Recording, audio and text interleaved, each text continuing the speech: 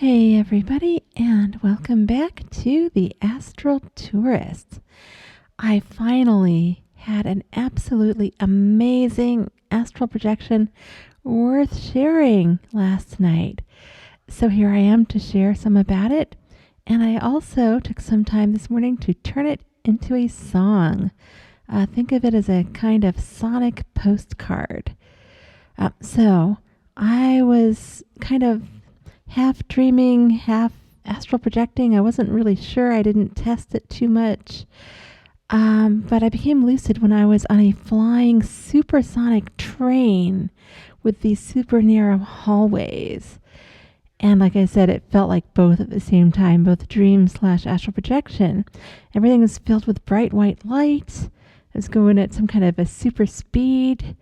I was just like, there were no seats. I was just walking up and down the hallways. There wasn't anybody else there. There were no seats.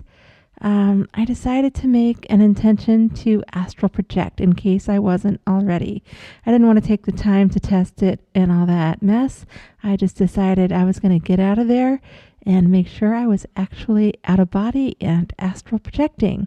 I was conserving time, which is a big tip. Always conserve time if you can. So I asked for a portal. Now you can find instructions for this method in my How to Astral Project Out of Body series right here on this channel in the playlist. Okay, so I was basically doing a very routine makeshift portal intention where I make the super intention to make sure I'm astral projecting first. So the intention is I want to astral project or some version of that. And then I ask for a portal or a door to somewhere. And all I can remember about the where in this case was I just wanted to get outside and see where I was. I wanted to see where the train already was. So I was like outside. So a door appeared in blue on the side of the train on the inside wall to my right. And I opened it without any trouble. And, in front of me was this bright afternoon, brilliant blue sky and this higher dimensional astral realm. And it reminded me of some of these higher dimensions I've been in before where I don't know what dimensions they are by number, but like 5, 7D, 12D light. It was incredible. And it's like you can tell by how it feels with the vibrations and everything and how it feels. And I was like, wow. So what I saw before me was this supersonic train was actually flying in the air like a plane, only it looked long and white on the outside, just like it looked on the inside, like this big tube futuristic train, only it was going through the air. And we were high in the sky, and I looked out, and like I said, I saw all that wonderful light. I saw this city below me with these wonderful statues, these wonderful Buddhic statues. I could tell there was that. A coastline in the distance with the brilliant ocean. And like I had this immediate sense of India. I knew I was in India somewhere. And I shot right out of there. Like at the same time I'm thinking about it, I know I've got to save time before I wake up. And I was being wowed by all the beauty, and the vibrations were so intense from the higher dimensional light shift there. Yes, let's call it a light shift. So I'm, all of it's just flooding into me and through me.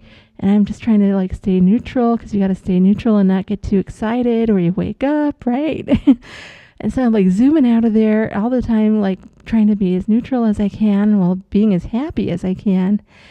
And trying to also, at the same time, I put on the 360. I mean, I was doing way too much at once. I should have woken up, folks, but I didn't. So I held it together just barely. Yeah. And it was amazing looking all around. And as I descended, I was flying around, like zooming around at first, and I was descending. And I decided on purpose to land on the street. Sometimes that goes well. Sometimes scenes shift when I do that. But I landed on the street successfully. I don't know which one. There were just some buildings there. And I was like telepathing around to see who was lucid in the area that maybe I could talk to. There was this lady who was really super focused on shopping. And it was like she wanted to talk to me, but she was too focused on the shopping. So I just kind of nodded to her as she floated by me. And there was this other man with wavy dark hair, short wavy dark hair. And I don't know if he was an Indian man or not. I couldn't really make him out completely, but he was covered in this luminous light. And so I decided to ask him, and he was trying to tell me, like, he slowed down. We were standing not exactly side by side, like he was in front of me a little bit, and like the shoulders of our energy body arms were like barely grazing each other. And that helps me actually to understand and telepathically. But he didn't want to get too close either. I mean, he was very, very polite, I guess you could say. A very nice, polite man. And because we couldn't really communicate yet, he was just being overly cautious. And so I was trying to ask, where am I? Like, I knew I was in India, but I didn't know where. And he said all these different names of things that I couldn't understand, or my brain just couldn't make it out. And finally, this one came through when he started to go a lot slower. I was like, maybe try again, but slower. But it was like he was already doing that before I thought that at him. So, and the name Anjuna came across various times. And so I said it a couple times back to him to make sure I had it right. Anjuna. Anjuna. And I didn't recognize it really. But I was like saying it like a mantra because he was really clear about that one. And so I decided to remember that one. And then he was saying the other names again, like these other places in the area. Like he was trying to give me landmarks. And I think one was Kohe or Kohi and Sansari or something. And I couldn't remember them completely except for the first one. And there were like 5 of these different things. He was trying to be overly helpful. So I thanked him. I said Anjuna many, many times as I continued to explore, and he had to get going too, something about his family. Nothing bad, I don't think. I think it was somebody's birthday or something. I'm not sure anymore. But it was so nice of him to stop and help. So, and sometimes I'll ask various people and I'll get different names that sometimes come back and mean the same thing after I look them up. But I didn't do that this time. And I was still just, the light was really like, it was vibrating me. This higher dimensional light was incredible. And it was just everywhere. And I was like zooming, well, not really zooming by then. By then I was floating around, like just trying to look at the buildings, and these statues were incredible. And I, just when I was really thinking about, wow, this light, I woke up at some point, but I woke up kind of slowly and it was all tingly. I felt like I was going really fast, but then I woke up slow and tingly. And other times it's been like when I come back to my body, it's really fast, like a hard jolt. But this wasn't that. It was like fast and then slow and tingly. So I don't know if that'll help anybody out there, but it was a little bit different that time coming back in to the physical. I woke up and I looked all this up, of course, and Anjuna, Anjuna, India, is one of the birthing places of Psytrance, if not the one. And of course, I've been working on Psychill music and everything, and I don't know how I didn't associate that right away.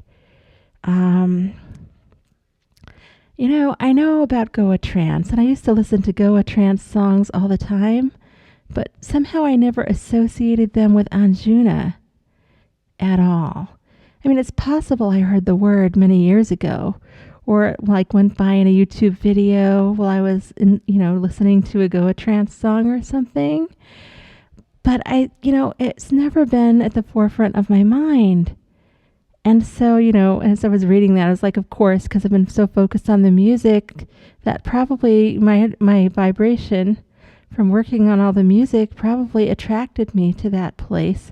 Because, of course, it's one of the mythic places, that's really big in history for that type of music.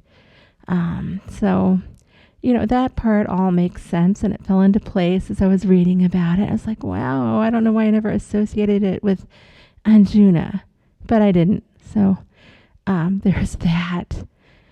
And anyway, I wanted to honor the place. And so I made a song this morning. And it was just kind of coming out of me. And the light still is. I feel like I'm a big old broadcasting station right now. And so I made the song. Here, let me bring up some of what I wrote about it. Okay, so not to sound like an ad or anything, but this was completely astral projection inspired. So I'm going for it so that it all makes sense. So the name of the song is Anjuna and Nandi Rising. So Om Shri Nandi is a mantra I put into the song. It's a sacred invitation. Think of it like an invitation to resonate with the energy.